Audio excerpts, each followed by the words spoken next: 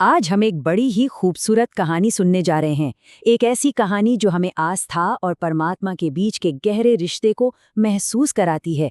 ये एक ऐसी कथा है जो हमें बताती है कि भक्ति में आखिर कितनी शक्ति होती है। तो चलिए इस कहानी को शुरू करते हैं एक बहुत ही बुनियादी सवाल से। आखिर सच्ची भक्ति का फल होता क्या है? क्या ये कोई दुनियावी चीज है या फिर कोई बहुत गहरा रूहानी अनुभव? तो सबसे पहले मिलते हैं इस कहानी के दो सबसे अहम किरदारों से। इन्हीं के अटूट विश्वास का रिश्ता इस पूरी कथा की नींव है। तो देखिए, एक तरफ तो है माया, एक ऐसी भक्त जो आंखों से तो दुनिया नहीं देख सकती थी, पर यकीन मानिए उनकी आस्था ही उनकी आंखें थी। और दूसरी तरफ स्वयं राधा रानी, जिन्हें दिव्य प्रेम का सागर कहा जाता है और जिनके लिए माया की भक्ति में कोई कमी नहीं थी। और बस यहीं से कहानी में एक ऐसा मोड़ आता है जिसकी किसी ने कल्पना भी नहीं की होगी। कहते हैं ना, चमत्कार वही होते हैं जहां उम्मीद सबसे कम होती है। और कुछ ऐसा ही हुआ माया के छोटे से साधारण से घर में। हाँ, जो हुआ वो कोई मामूली बात नहीं थी। वो तो सीधा सीधा एक दैवीय चमत्कार था।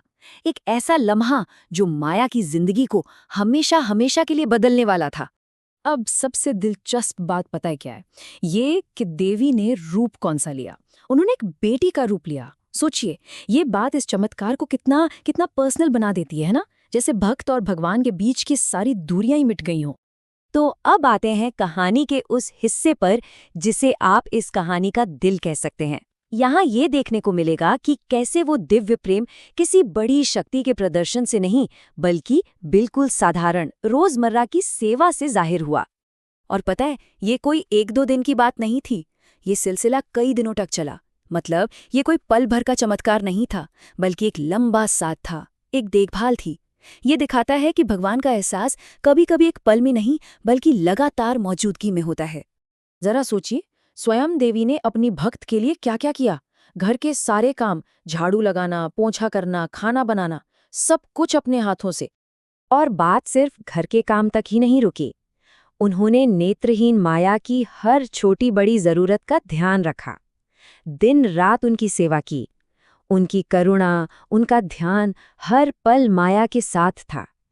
इससे यही तो पता चलता है कि परमात्मा के लिए कोई काम छोटा बड़ा नहीं होता। तो कुल मिलाकर बात यह है कि उन्होंने जो बेटी की भूमिका निभाई उसे पूरी तरह से जिया। एक आदर्श बेटी की तरह हर फर्ज पूरा किया। ये दिखाता है कि दैवीय प्रेम जिस भी रूप में आए वो हमेशा पूरा और सच्चा होता है। अब कहानी अपने क्लाइमैक्स की तरफ बढ़ रही है। जैसे जैसे दिन बीत रहे थे, माया को भी लगने लगा था कि इस बेटी के प्यार में कुछ तो अलग है, कुछ असाधारण सा। तो सवाल उठता है, आखिर कौन थी ये रहस्यमयी, इतनी देखभाल करने वाली बेटी? और ये सवाल अब सिर्फ हमारे जहन में नहीं, बल्कि माया के दिलो दिमाग में भी घूमने लगा था। और फिर सच सामने आया, एक ऐसा सच जिसे सुनकर रोंगटे खड़े हो जाएं। वो देखभाल करने वाली कोई और नहीं, बल्कि स्वयं राधा रानी थी। लेकिन कहानी में एक बड़ा ही भावुक मोड़ भी है। जैसे ही माया को इस सच का एहसास होता है, तब तक वो जा चुकी थी। शायद चमत्कार का मकसद हमेशा साथ रहना नहीं होता, बल्कि एक ऐसा एहसास जगाना होता है जो जिंदगी भर साथ रहे। तो अब कहानी अपने आखिरी पड़ाव पर है। देखते हैं कि जाने से पहले उस चमत्कार की निशानी के तौर पर क्या छोड़ा गया था। राधा रानी अपने पीछे एक खत छोड़ गई थीं, पर वो सिर्फ कागज और स्याही का टुकड़ा नहीं था। नहीं, वो तो उनके प्यार का, उनके दुलार का एक जीता जागता सबूत था।